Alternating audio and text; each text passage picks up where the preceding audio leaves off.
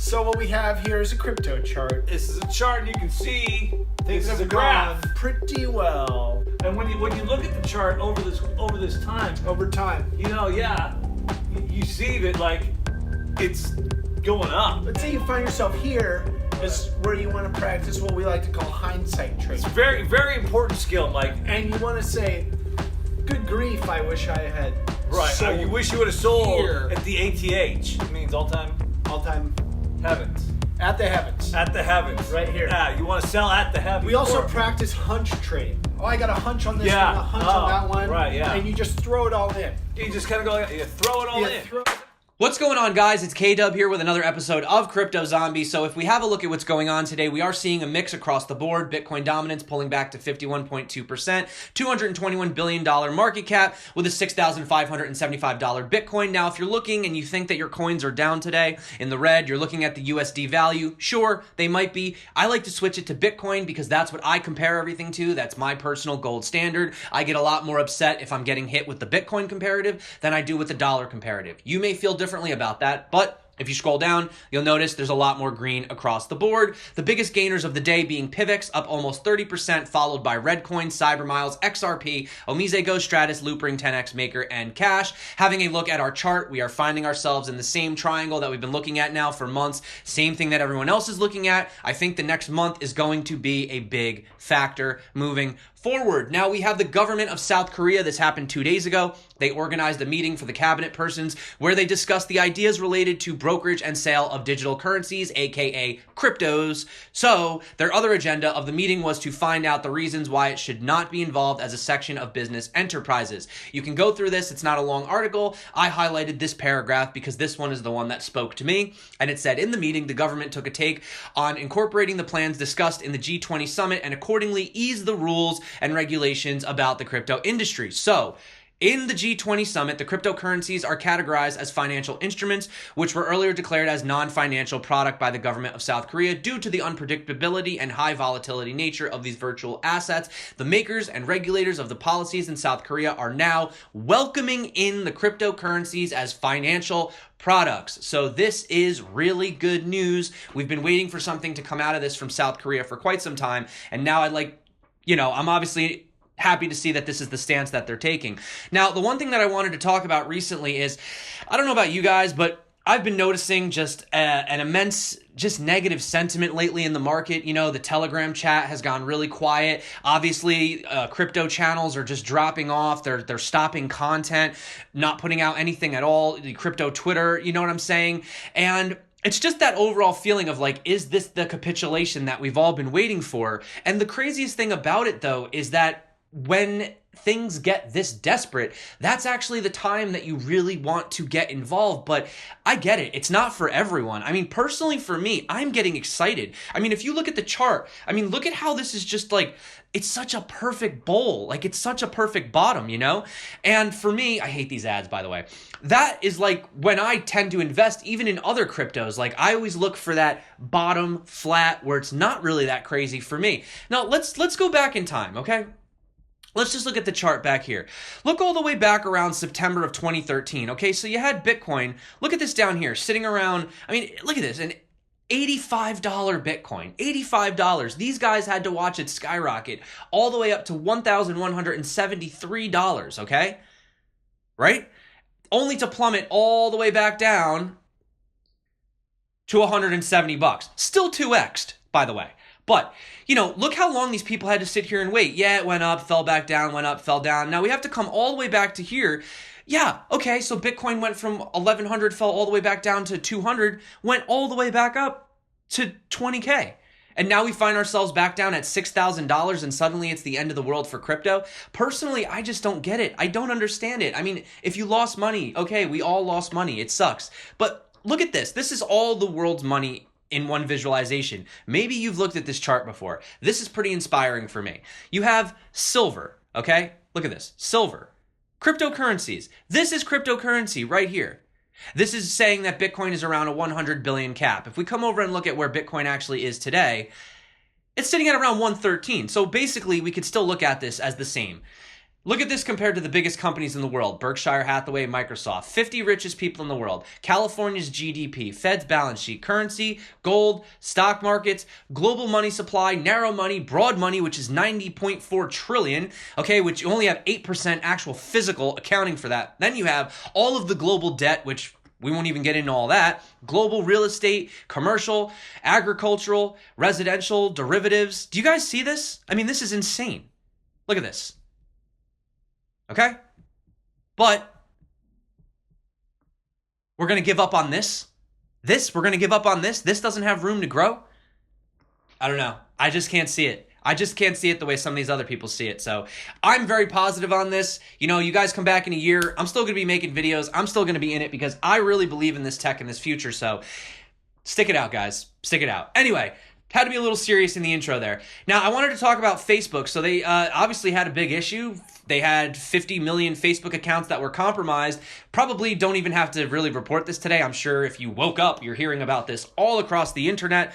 So this is a big issue because the security breach is believed to be the largest in Facebook's history. And the problem is that the attackers stole what's referred to as access tokens. Now, these tokens allow users to stay logged into Facebook over multiple browsing sessions without having to enter their password. And possessing a token allows an attacker to take full control of the victim's account, including logging into third-party applications that use Facebook login. So imagine that. Not only did they get your data and your information, they got your tokens. So if you use Facebook to automatically log into other third-party apps, I mean, this could be anything. It could be, you know, websites that you use for design or editing or anything. Now those guys have access to that as well. This is one of the biggest reasons why I really believe in this decentralization, this blockchain tech. And on top of that, you know, this kind of reminds me of the reason why we always say to be very careful about these exchanges, these exchange hacks.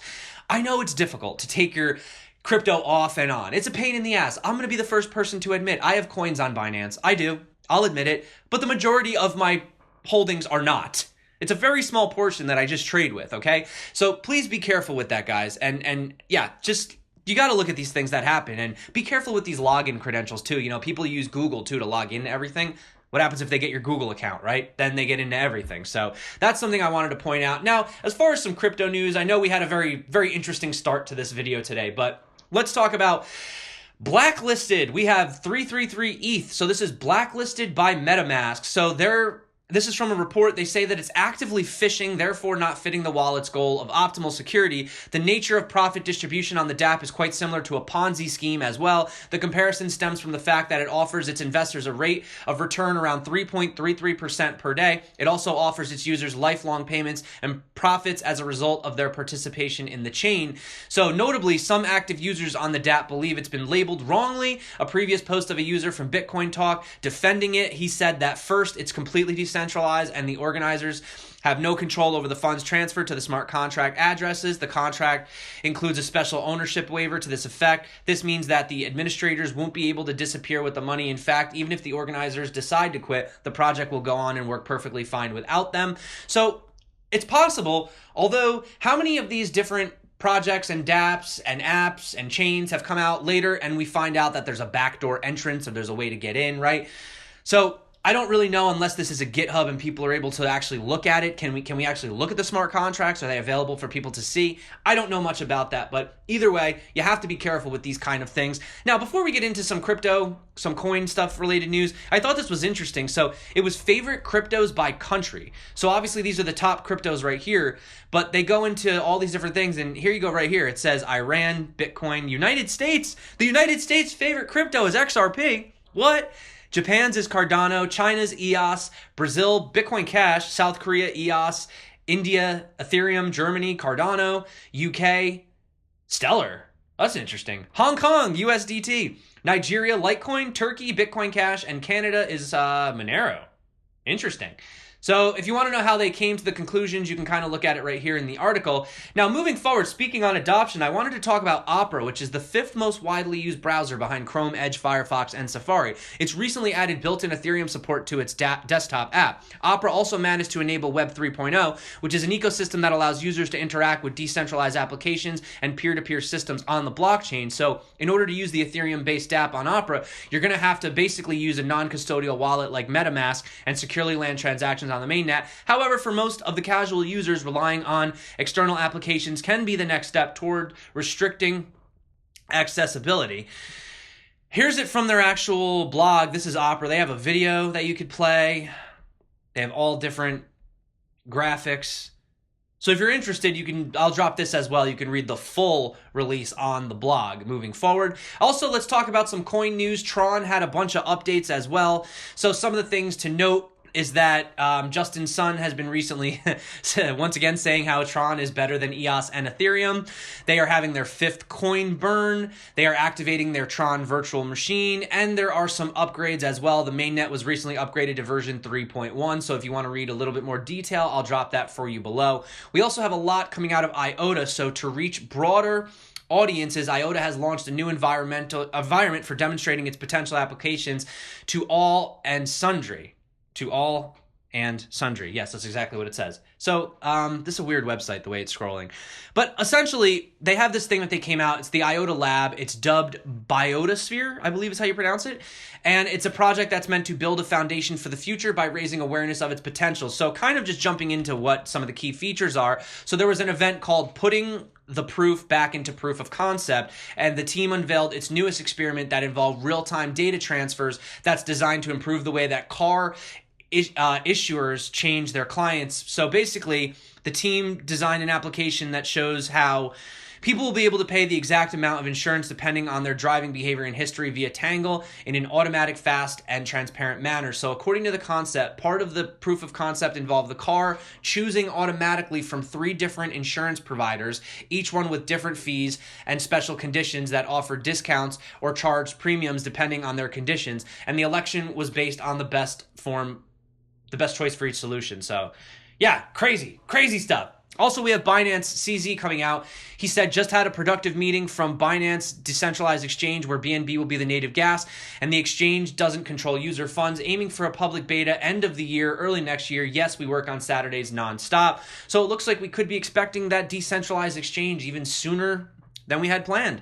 We also have ARK Core V2 final testing. So starting early in October, they're launching a month-long minimum testing period for the brand new core. The actual length will depend on the participation and finding during the process. So long story short, they are asking for you guys to get involved and help. Period 1, they'll be looking into multi-signatures. 2, dynamic fees. 3, stress testing. And finally, period 4, they will be looking into snapshots, forking, double forging, and other miscellaneous things. So each one of these will be announced 2 days before it begins and accompanied by some informational material as well. So they're definitely reaching out to the community for your support on this one. Now, speaking of more XRP news, we have FX Choice, a regulated Forex broker in Belize, just added XRP to its trading platform. So by adopting crypto, the company is following a trend of traditional Forex brokers jumping on the crypto bandwagon in providing customers access to worldwide digital assets. So this is the 2nd largest Forex broker. Oh, also, Forex.com is offering it as well. Bitcoin trading, SimpleFX, NordFX as well. So, yeah. That's good. I mean, listen, guys, it's adoption. XRP, not XRP. I know people have their opinions, but options are options. So, also, we have some news coming out of Icon. So, they're focusing on grooming next-generation blockchain specialists through education and training. For this purpose, it's granted to operate an official program at the Seoul School of Integrated Science and Technologies for the Digital Strategy MBA course. The official name of the fresh education program is known as the dApp Planning and Development Practice Using Icon. So, the Blockchain Education Alliance MOU enables the Icon team to educate trainees besides encouraging the DLT specialists for the next generation. So Icon disclosed the course would be included in the 4th semester commencing from January next year. The course will have a 2-week-long period consuming a total of 24 hours of material. Awesome job, Icon. Definitely getting out there, helping to educate. That's what it's all about. That's why it's the Icon Foundation, by the way. It's not like, they look at themselves as a foundation, not really a company, I guess, depending. So you also have Zcoin. Zcoin had a lot of hype early in the year. I don't know if you guys remember. So now they have plus privacy. So they're integrating Dandelion plus. Long story short, what is this? So instead of sending transactions to all neighbors, Dandelion initially sends them to only one other node. This next node then essentially rolls dice to decide if it passes it on to just one or all of its neighbors. With the introduction of this element of chance, the propagation pattern now becomes unpredictable, making it infeasible to follow the transactions back to the sender. This is why from now on, it will be the standard way of propagating transactions in Zcoin. And if you want a little bit of an infographic, this is essentially what it looks like over here. I can also drop this in the description as well. Moving on, we also have an article with Charles of Chainzilla. So they're the guys that are looking to integrate blockchain as a service into Komodo and NEM and Qtum and all these other things as well. I also had a chance to interview them live a couple weeks ago. If you're interested, have a look. There's more info here. I always encourage you guys to check out these interviews moving forward. And one thing that was brought to my attention was these are very typical the ways that people try to scam people in Telegram. So you'll see right here, look, all these guys joined the group. Tristan Fisher, David Forrester, Olivia Bush, Logan Alsep, right? And then conveniently, they act like they're having this conversation with each other. Hi guys, considering investing in real estate, what do you think? I think that's the right approach. It could be very profitable. I just found an interesting product. Can you tell me more? And I'd like to know exactly what the project is. Always interesting topics relate to me. Tristan Fisher, can you tell me more? So, yeah. They get into the groups, they pretend like it's happening naturally. It's not. Always be careful, okay? A lot of these are just trying to push their own agendas. Had to just kind of throw that in there. Now, moving on to some final crypto news. We only have like 3 things to go over super fast. So Line has announced 5 dApps in push to build its token economy. So the dApps specifically are called Whizball, Forecast. Oh, I should probably tell you what they do. Whizball rewards users for answering questions. Forecast creates a prediction market. Pasha rewards users for posting product reviews. Tapas similarly rewards users for posting food reviews. And Step incentivizes users to share their stories of recreational activities and holiday trips. The release added that the Line token economy concept uses Line's internally developed blockchain network. You're going to also have Link Chain Mainnet to build a link ecosystem that aims to flatten the relationship structure between users and service providers. So there you go. That's more good news from Line. Also, let's not forget, Line has little bit of a relationship with Icon as well, so just keep an eye out on that. Now, I know there was a little bit of an issue with their Link token, okay? They didn't know how they were going to go about it, how it was going to be distributed, but I think they're still using it in the ecosystem, but I'd wait and see on something else coming out of that moving forward. We also have crypto accounting for less than 1% of Pornhub purchases. But the real question is, who's still paying for porn? And finally, let's talk about the $1 trillion wallet and its Bitcoin ambition. So in 2013, you had BitGo held about $10 million worth of crypto, later on 100, and in 2017, it reached over $1 billion. So that's why it's making the news today. So the CEO of BitGo, Mike Belch, is still looking ahead to the next milestone, and they're saying that they're aiming for a $1 trillion mark. So he says, now we're really thinking, what's it going to take to secure $1 trillion? It may be a little far away, but we have to start thinking about it now, and we have to start designing it in order to get there. So BitGo is convinced that they are going to be holding over $1 trillion worth of crypto assets. CoinMarketCap says that we're sitting at around a $221 billion market cap, so we need to 5x before we get to that trillion, and that's just the overall cap. These guys are ambitious. They're not giving up. They see the future. That being said, it's the weekend. Hope you guys enjoy your day. That being said, guys, I wanted to say that tomorrow I probably might just take the day off. You know, it's Sunday around here. Got to get some things straightened up. Also, guys, I just wanted to remind you about the newsletter. So I wanted to thank you again for everybody that signed up for the 2,000, early signups. The first 1,000 are getting it for free. The second 1,000 get it free for the first month. However, I do want to let you guys know that we're looking to release this around mid-October. So we have probably another 2 weeks until it actually officially drops. But definitely still get involved even so, because we are going to be doing some giveaways. Right now, we have 3 Trezor wallets just sitting here waiting to be given away. So obviously, that's going to be announced over the next couple weeks. So you guys might want to just get in there just to get the info on that, if you want to get involved. So that being said, guys, I want to say thank you so much for coming back to my channel. You guys are freaking awesome. So that being said, my name's K-Dub. This is Crypto Zombie. Until next time, stay crypto. Freaking love you guys. Keep doing your thing. And peace out.